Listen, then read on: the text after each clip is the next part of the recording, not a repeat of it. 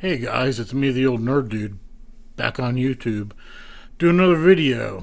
This week I'm going to talk about E3 and my thoughts of what we're going to see during the E3 conference. I'm going to talk some more about the PlayStation 4.5. Uncharted's dropping this coming week, and whatever else pops into my mind.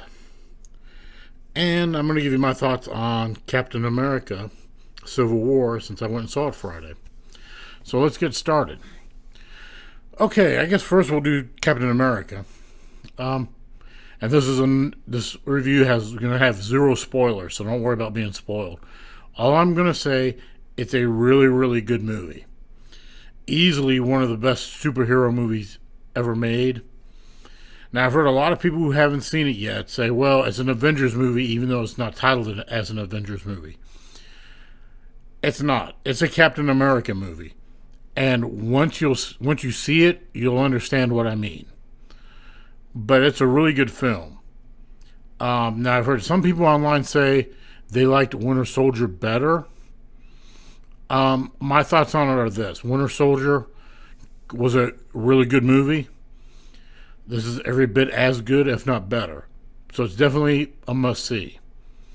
And, of course, in my opinion, it blows Batman vs. Superman completely away. I didn't like that movie at all. So if you think it's in that same vein, no. Marvel doesn't do that. Again, they hit it out of the park.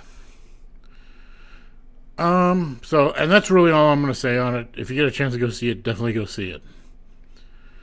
The next thing I want to talk about is PlayStation 4.5. A little bit more info's come out on it.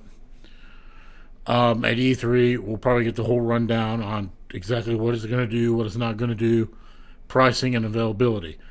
Pricing, and this is just my best guess on pricing and availability, is not going to be any more expensive than the current PlayStation.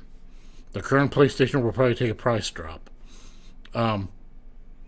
And availability will probably be for the holiday, so it'll probably be around November when the PlayStation 4, like when the PlayStation 4 got released a few years ago.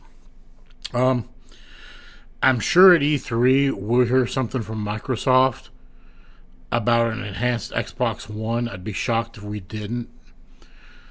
My thoughts on it are this, and don't get me wrong, I really love my Xbox, and the majority of the time, if I'm playing games, I'm playing it on my Xbox.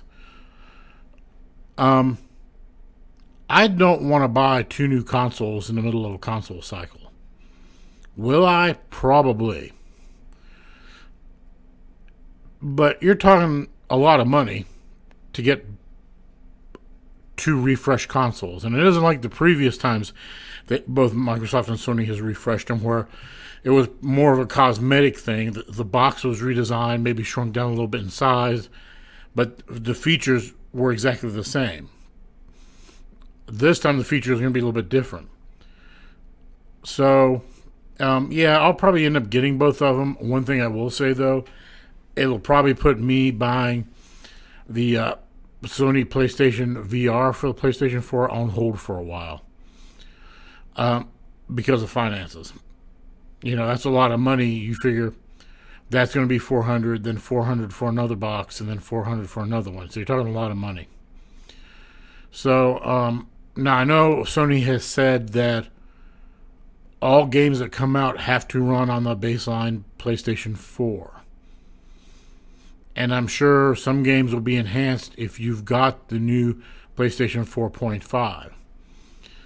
And of course, I'm one of those guys, if I'm playing a game, I want to have the best possible experience I can. So yeah, I'll probably drop the money and buy them. I also think at E3 you're going to hear more about Microsoft HoloLens, particularly since Sony's PlayStation VR is getting ready to drop here for Christmas. I don't anticipate seeing HoloLens before a commercial available release before next year.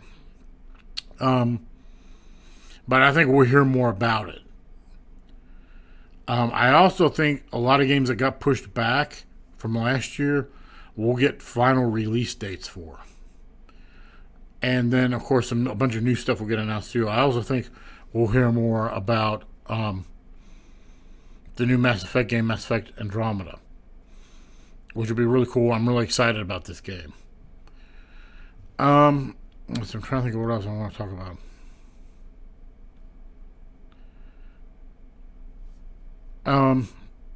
Yeah, so this year's E3 is going to be pretty interesting. Of course, we'll also hear from Nintendo about their new console that's coming up. A lot of people are really excited about this, and here's the thing with the Nintendo console, the new one. And granted, I don't know a lot about it because I'm not a big Nintendo guy, but I think this console is going to have to make or break them. If it's not successful, I think they may end up going the way of Sega, where they get out of the console business entirely and just concentrate on handheld games or handheld devices and games for those and games for other platforms. And of course, if it's a hit, which I hope it is, then they don't have anything to worry about. But yeah, their last two consoles compared to what was out at the same time or the same generation were woefully underpowered, and even a lot of developers dropped support for them. So that's going to be one of the big tricks they have coming up, is getting the developers back on board to create content for a new Nintendo system. I hope they do it. That'd be really cool. Let's see. The Division, been playing a lot of it. That's about the only thing I've been playing. I just really dig the game. I'm doing in-game stuff now. Of course, the exploits have been fixed for the most part, the big ones anyway. And they started dropping the ban hammer for people glitching the game and using exploits. Basically, on a first offense, you get a 14-day ban, so 2-week ban, and your character gets rolled back. On a second offense, you're permabanned, meaning you're done. You don't come back. Now, I've heard some people say, well, that shouldn't happen because if the game's glitched, it's because Ubisoft wrote bad code, and if they were to tighten their code up, it wouldn't be an issue. Here's my argument against that line of thinking. And I know there's going to be people that disagree with me. If you are playing a game, and I don't care whether it's a Division or WoW or whatever, and you're playing it in a way that you know it's not meant to be played, and it's giving you an unfair advantage, then yeah, you need to be penalized for that. And I think a 2-week ban and a character rollback is appropriate, and then a second offense, a permaban, I'm okay with. I personally would have made it a third offense permaban, but whatever.